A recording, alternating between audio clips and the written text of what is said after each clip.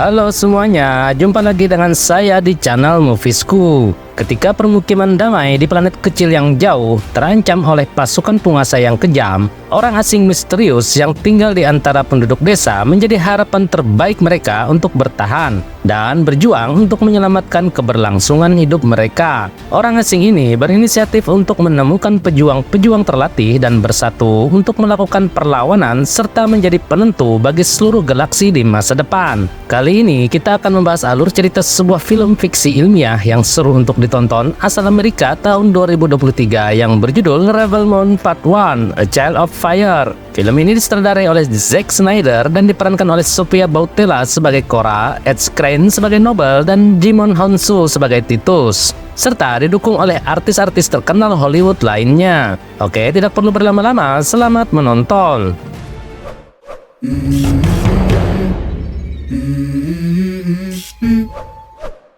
Di sebuah planet yang dikenal sebagai Mother World, garis darah kerajaan telah memerintah selama ribuan tahun. Namun, akhirnya nafsu dan kekuasaan menyebabkan mereka menghabiskan segalanya di dunia mereka. Mereka pun memutuskan untuk mengirim pasukan untuk menaklukkan planet-planet lain dan memperluas kekaisaran. Hingga suatu hari pengkhianatan terjadi, yang menewaskan sang raja dan ratu serta mengakibatkan terputusnya garis keturunan kerajaan. Dalam kekacauan setelah kematian sang raja, beberapa planet jajahan di ujung wilayah Mother World mulai merencanakan revolusi secara diam-diam. Seorang senator yang bernama Balisarius memanfaatkan kesempatan untuk merebut kekuasaan, menyatakan dirinya sebagai Regan. Untuk menunjukkan kekuasaannya, dia mengirimkan komandan yang paling kejam untuk menghancurkan semua pemberontakan tanpa ampun.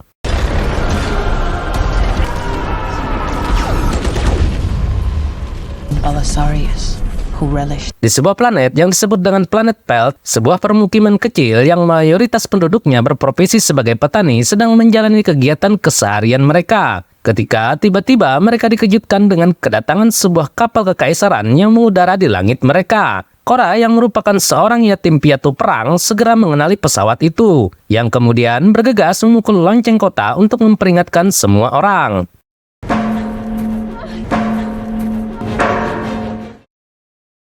Pemimpin desa yang bernama Sindri mengumpulkan warga setempat untuk mendiskusikan cara menghadapi situasi ini. Seorang petani yang bernama Gunnar berpendapat bahwa mereka seharusnya menyambut baik kedatangan para prajurit, karena mereka akan membeli gandum yang mereka miliki dengan harga 3 kali lipat dari yang ditawarkan di kota. Namun, Cora segera tidak setuju, menjelaskan bahwa kekaisaran hanya mengambil segala yang mereka butuhkan dengan paksaan dan hanya meninggalkan kehancuran. Perdebatan pun terjadi, tetapi sebelum mereka mencapai kesimpulan, kapal-kapal kekaisaran mendarat di dekat desa.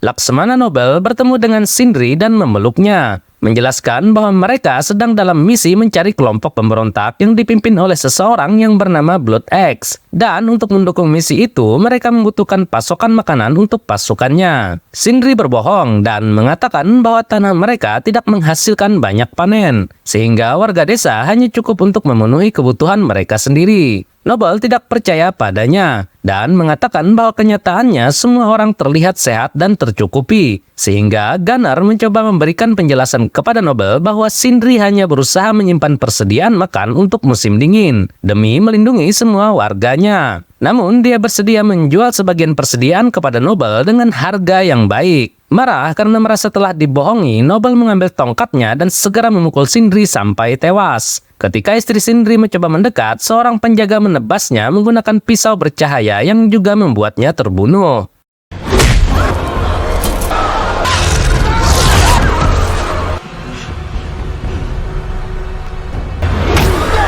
Kemudian Noble mengumumkan bahwa dia akan kembali lagi dalam 10 minggu untuk mengumpulkan seluruh hasil panen, tanpa peduli apakah ada yang tersisa untuk penduduk desa. Setelah itu, Noble dan kapal-kapalnya pergi, meninggalkan kelompok kecil prajurit yang dipimpin oleh Faunus untuk tetap tinggal mengawasi desa. Sementara beberapa prajurit mengusir warga desa dari bangunan yang ingin mereka tinggali, seorang prajurit bernama Aris mengaktifkan sebuah robot yang bernama Jimmy, yang dulunya bertugas untuk melayani raja. Namun setelah keluarga kerajaan terbunuh, semua robot menyerahkan senjata mereka dan menolak untuk bertempur. Jadi hanya tersisa sedikit yang dimanfaatkan untuk membantu tugas-tugas kecil.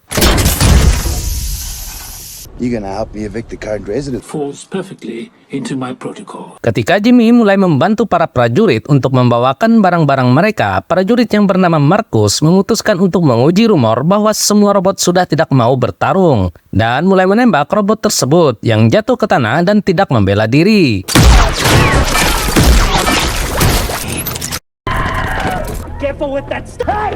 Aris mencoba menghentikan perbuatan Marcus, meski dirinya harus ditodong dengan pistol. Melihat kejadian itu, Faunus menghentikan keduanya dan memerintahkan mereka untuk segera membereskan barang-barang. Setelah memastikan bahwa Jimmy tidak mengalami kerusakan, Faunus menyuruhnya untuk membersihkan lumpur yang mengotori tubuhnya. Di tepi sungai, saat sedang mencuci wajahnya, Jimmy didekati oleh seorang wanita yang bernama Sam, yang segera akrab dan mendengarkan cerita dari seorang robot di sampingnya. Jimmy menjelaskan bahwa Sam mengingatkannya pada putri sang raja yang dibunuh bersama kedua orang tuanya oleh para pengkhianat. Sam kemudian menghibur Jimmy dengan mengatakan bahwa putri itu hidup di dalam dirinya dan memberikan Jimmy sebuah mahkota bunga yang seketika memicu sesuatu di dalam diri robot tersebut.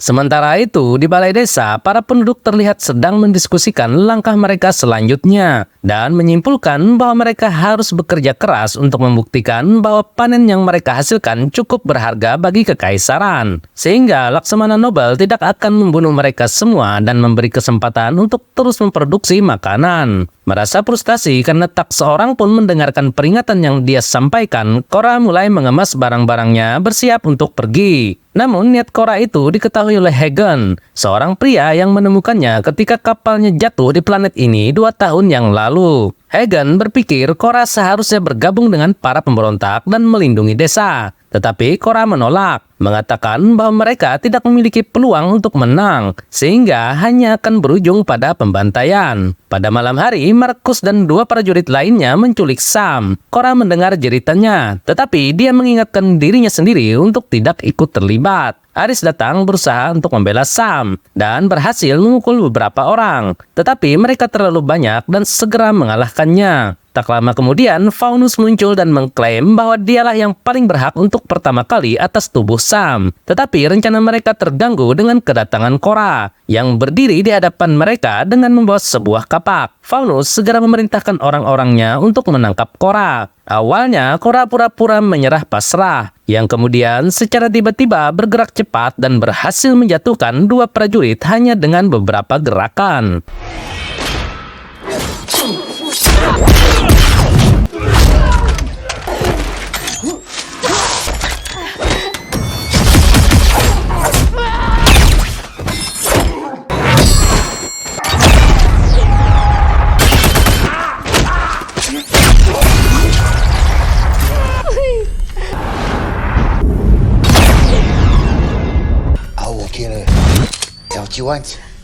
Sekarang, Cora dan Aris bekerja sama mengepung Faunus. Tetapi dia masih menyandra Sam dengan senjata yang membuat mereka tidak berani bertindak. Pada saat bersamaan, Jimmy muncul, dan Faunus segera memerintahkan untuk membunuh mereka berdua. Tetapi ketika Jimmy mengambil senjata, ia melihat ke arah Sam yang ketakutan, dan malah menembak Faunus tepat di kepala. Setelah tertegun sebentar, Jimmy bergegas melarikan diri.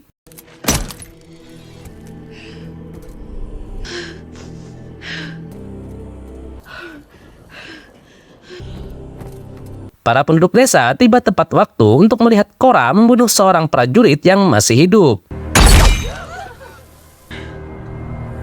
We're gonna have to fight. Cora mengumumkan bahwa dia akan membantu warga desa untuk bertempur. Tetapi sebelum itu dia harus mengumpulkan lebih banyak prajurit untuk bertempur bersama mereka. Di masa lalu, Gunnar pernah menjual sebagian panen mereka kepada para pemberontak. Jadi dia akan membawa Cora ke kota untuk bertemu dengan penghubungnya. Sebelum pergi, Hagen memberikan sebuah pistol milik Cora yang dia temukan di kapalnya. Cora dan Gunnar kemudian memulai perjalanan yang cukup panjang dan berhenti pada malam hari untuk istirahat berkemah. Jadi Cora memanfaatkan kesempatan itu untuk berbagi kisahnya. Ketika dia masih berusia 9 tahun, pasukan kekaisaran yang dipimpin oleh Balisarius menyerang planet asalnya. menyebabkan kematian dan kehancuran. Seluruh rakyatnya mencoba untuk melawan, tetapi perlawanan itu hanya membuat Balisarius semakin kejam. Malam itu, Korra mengambil sebuah senjata dari seseorang yang sudah tergeletak dan berusaha mencari tempat aman untuk bersembunyi. Namun, dia ditemukan oleh Balisarius yang mendekat untuk menguji mental anak di depannya itu. Meski ketakutan, namun Korra mampu menarik pelatuk senjata yang diarahkan ke kepala Balisarius yang ternyata tidak berfungsi. Karena keberaniannya dan mengetahui seluruh keluarganya telah tiada, Balisarius kemudian membawa Korra serta melatih Korra kecil yang sudah seperti anaknya sendiri untuk menjadi bagian dari prajurit kerajaan. Di akademi, para prajurit diharuskan untuk memiliki pasangan yang hampir seperti seorang kekasih, agar mereka memiliki kekuatan tambahan untuk berjuang. Dan ketika Korra kehilangan kekasihnya dalam peperangan, Korra berubah menjadi seorang petarung yang hebat untuk balas dendam. Sehingga pada usia 18 tahun, dia sudah mampu menjadi seorang komandan.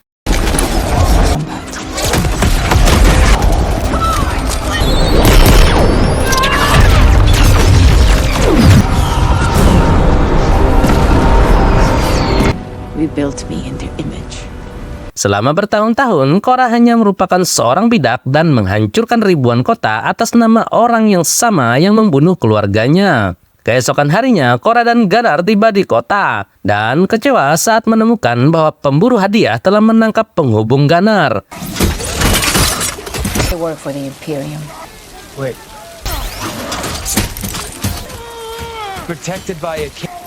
Did the Blood Axes give you any... Gunnar tidak punya cara lain untuk sampai ke pemberontak. Jadi, Korra menyimpulkan bahwa mereka harus menemukan Jenderal Titus yang legendaris terlebih dahulu, lalu mencari para pemberontak. Kemudian, mereka berdua memasuki sebuah bar untuk mencari informasi. Tiba-tiba, seorang alien yang menjijikan datang menghampiri mereka, yang mengira Gunnar adalah seorang budak milik Korra, dan mencoba untuk membelinya. Karena melanggar batas dengan perilakunya yang kasar, Korra berusaha menyuruhnya untuk pergi. Namun, alien itu malah semakin agresif, sehingga Korra segera menghajar dan melemparnya.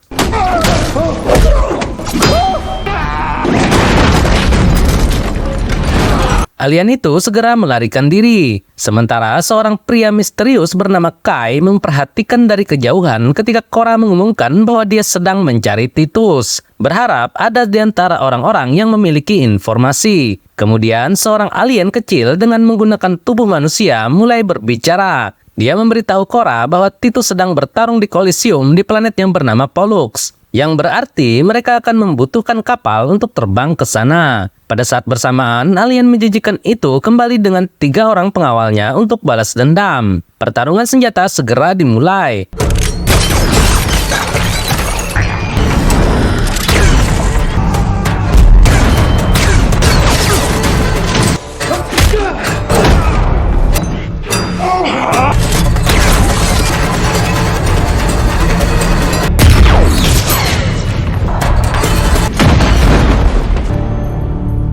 Setelah Kai mengosongkan saku para penyerang yang telah binasa, dia menawarkan kapalnya untuk membawa mereka berdua ke planet Pollux. Meski hanya menerima sedikit uang yang mampu mereka tawarkan. Saat mereka lepas landas, Kai memberitahu bahwa dia mengetahui seorang pejuang yang mungkin bisa membantu mereka. Sehingga mereka sepakat untuk berhenti di planet lain terlebih dahulu untuk menemui pejuang tersebut. Sebelumnya, Gunnar tidak pernah meninggalkan dunianya dan kagum saat melihat kapal terbang melintasi ruang angkasa. Sementara itu, di kapal utama Kekaisaran, ketika Noble sedang bersantai menikmati rokok anehnya, seorang prajurit datang menghadap untuk memberitahu bahwa pemburu hadiah telah menangkap seorang informan penting dan meminta untuk menghadap langsung padanya. Noble langsung menyetujui permintaan itu. Beberapa waktu kemudian, kapal Korra tiba di planet New Wodi, yang segera menemui seorang peternak yang bernama Hickman, yang memiliki seorang budak yang bernama Tarak. Di masa lalu, Tarak juga pernah ikut berperang melawan Kekaisaran.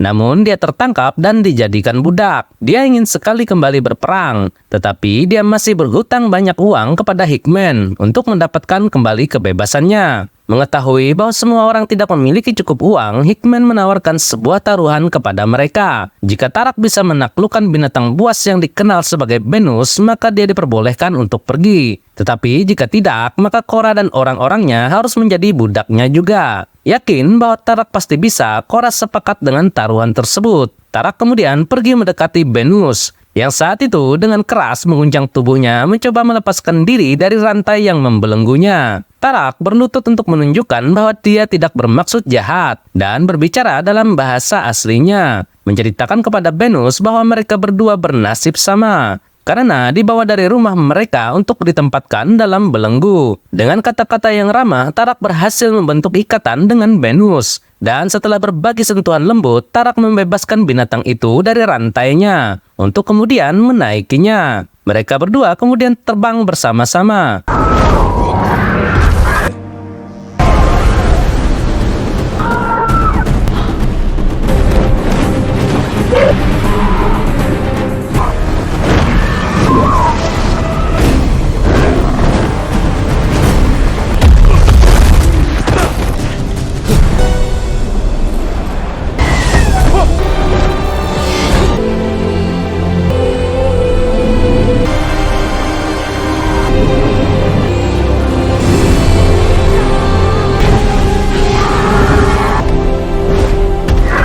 Menyaksikan keajaiban itu, Hickman dengan senang hati membebaskan Tarak serta mengizinkannya untuk pergi bersama Korra. Hickman yang sombong juga mencoba menaiki Venus, tetapi makhluk itu berontak dan berhasil menjatuhkan Hickman, serta menghabisi pria itu dengan cakarnya yang tajam. Melihat Korra terkesan dengan bergabungnya Tarak, Kai kembali menawarkan untuk membawanya ke lebih banyak pejuang yang mungkin dapat ikut bergabung dengan mereka.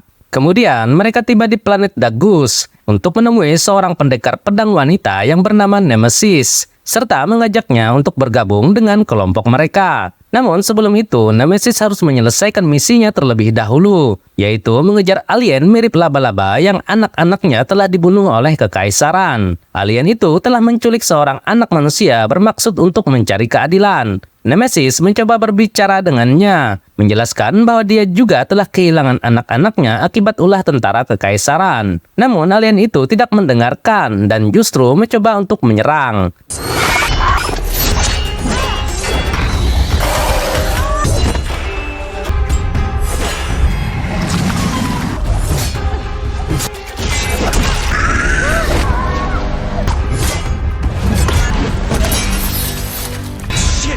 Come on.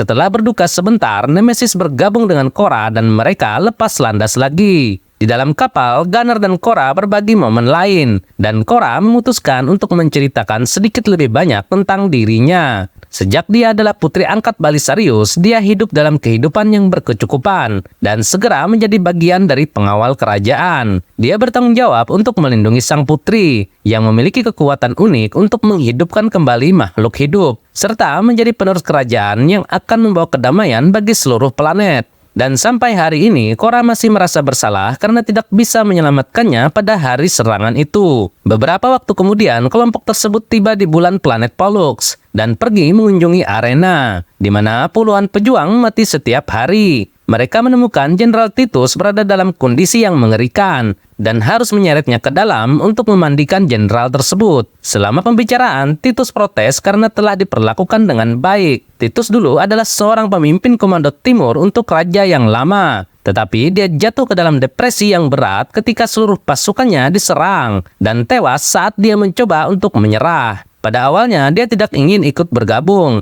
dan bertarung bersama Korra. Namun dia segera berubah pikiran ketika Korra menawarkan kesempatan padanya untuk membalas dendam. Sementara itu, di kapal kekaisaran, pemburu hadiah membawa penghubung pemberontak ke hadapan Nobel yang berjanji akan membebaskannya sebagai pertukaran informasi yang dia berikan. Penghubung itu menjelaskan bahwa pimpinan pemberontak bersaudara bernama Depra dan Blood X berada di bawah perlindungan Raja Levitika di planet yang bernama Sharan. Setelah mendapat informasi yang dia inginkan itu, Nobel kemudian membunuhnya. You're free.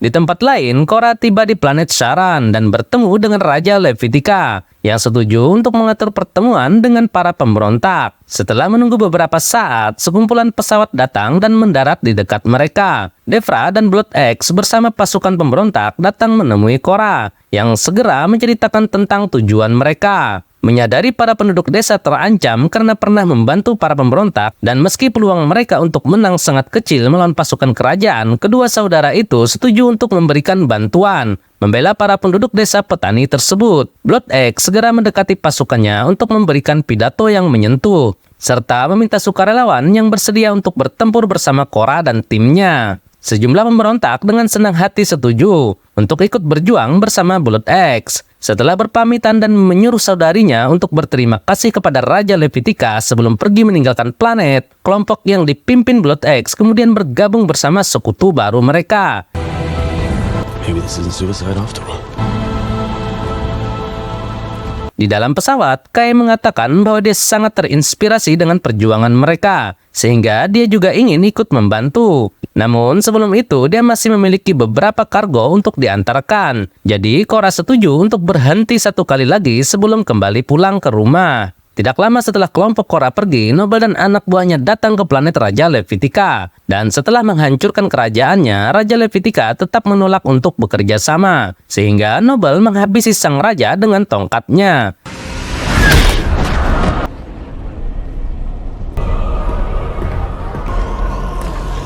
Sementara pasukannya menyelesaikan peledakan di kerajaan tersebut, Noble mendapat pesan yang memberitahukan di mana dia bisa menemukan para pemberontak.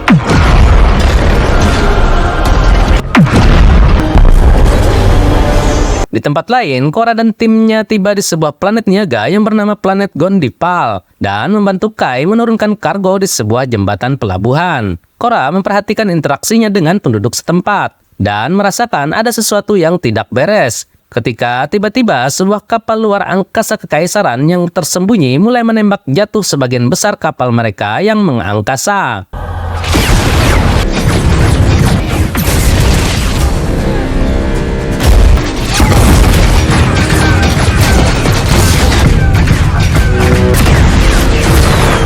Kemudian, kargo yang mereka turunkan segera berubah menjadi robot dan berhasil menangkap Korra bersama sebagian anggota kelompoknya.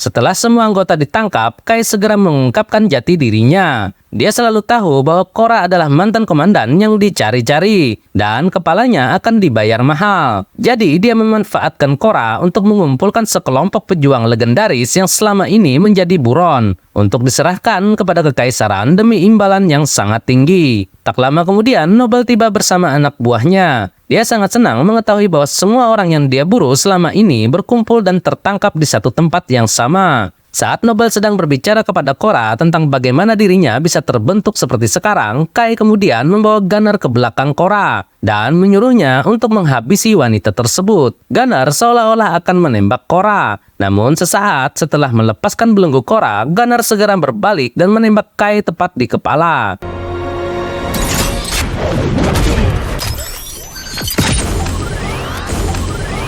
Noble mulai menembak ke arah Korra yang saat itu berhasil berlindung. Pertempuran sengit pun tak terhindarkan. Korra terus membalas tembakan dan berhasil mengenai sebuah kotak yang menyebabkan ledakan besar serta melemparkan semua musuhnya.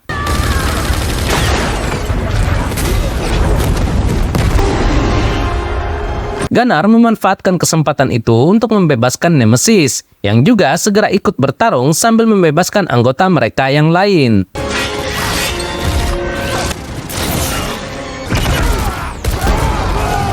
Setelah mengalahkan beberapa orang prajurit, Blood X segera memerintahkan orang-orangnya untuk segera mengangkasa, menggunakan pesawat yang tersisa. Pertempuran berlangsung sengit. Tarak, Titus, dan Gunner terus menembak untuk melindungi Nemesis, yang saat itu terus bertarung menghabisi para penjaga satu persatu. Pada saat bersamaan, Noble memerintahkan kapal yang bersembunyi untuk keluar dan menghancurkan pesawat-pesawat kecil yang akan mengangkasa.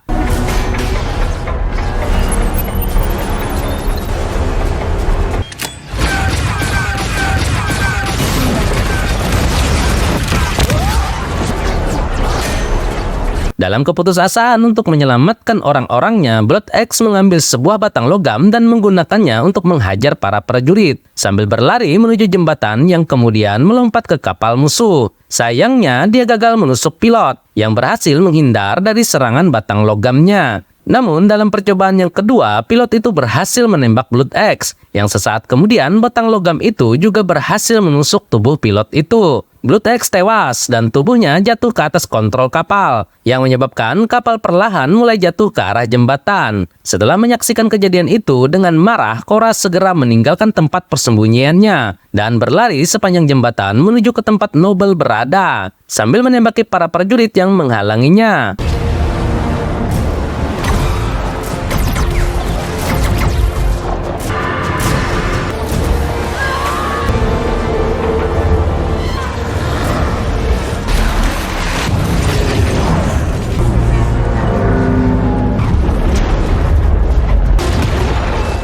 Noble berhasil menyelamatkan diri dengan mendarat di atas platform mengapung. Tiba-tiba, Korra muncul di belakangnya, dan mereka pun segera bertarung. Setelah saling tukar pukulan yang cukup banyak, Noble akhirnya berhasil memukul Korra dengan sangat keras yang membuatnya terlempar dan jatuh dari platform. Untungnya, dia berhasil berpegangan pada seutas tali, dan mencoba memanjat naik ke platform. Ketika Noble memutuskan tali, Korra berhasil berpegangan pada platform, dan menggunakan tali itu sebagai cambuk untuk menjatuhkan Noble. Setelah berhasil naik, pertarungan terus berlanjut, dan Korra menggunakan tali sebagai senjata untuk melawan Noble. Akhirnya, Korra berhasil mematahkan tongkat milik Noble, dan menggunakan patahannya itu untuk menusuk kaki Noble. Noble mencoba untuk terus bertarung, namun dia sudah mulai melemah, dan setelah mematahkan lengannya, Korra menusuk dada Noble dengan tongkat.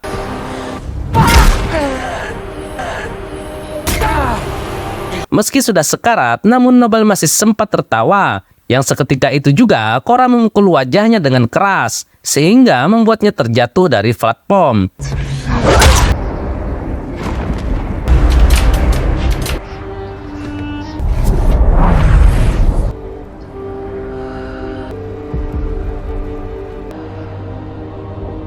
Korra merasa lega atas kemenangan yang berhasil dia raih. Tarak segera melemparkan tali ke platform milik Korra dan bersama Gunner dia menarik platform itu untuk menyelamatkan Korra. Jenderal Titus dan Nemesis juga berhasil selamat bersama satu orang anak buah Blood X yang tersisa. Kemudian mereka semua sepakat untuk kembali pulang ke desa Gunner dan Korra, yang mana mereka semua akan membuat persiapan untuk peperangan di masa depan yang akan datang ke desa kecil mereka. Dan kedatangan mereka itu diperhatikan oleh Jimmy yang berdiri di kejauhan sambil memakai mahkota yang aneh di kepalanya. Sementara itu, sebuah pesawat kekaisaran berhasil membawa tubuh Noble kembali ke kapal untuk membuka bagian tubuh Noble yang ternyata seorang cyborg dan menghubungkannya dengan jaringan Neuralink. Ketika semua Neuralink sudah terhubung dan seluruh tubuhnya diliputi air yang mengapung, ilmuwan di ruangan itu segera mengirim kesadaran Noble untuk menemui Balisarius yang sudah menunggunya di tempat yang misterius. Send him.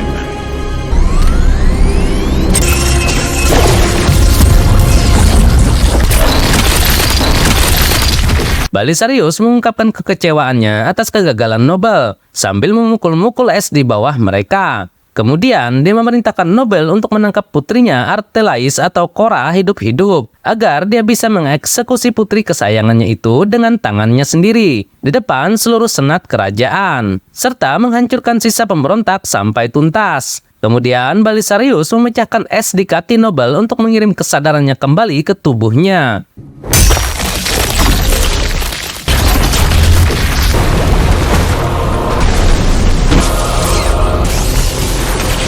Setelah tubuh Noble terjatuh, para ilmuwan tidak mendeteksi adanya aktivitas otak, sehingga mereka harus memberikan daya kejut yang ekstra kuat untuk membuatnya kembali tersadar. Seketika Noble terbangun sambil menjerit dengan sangat keras.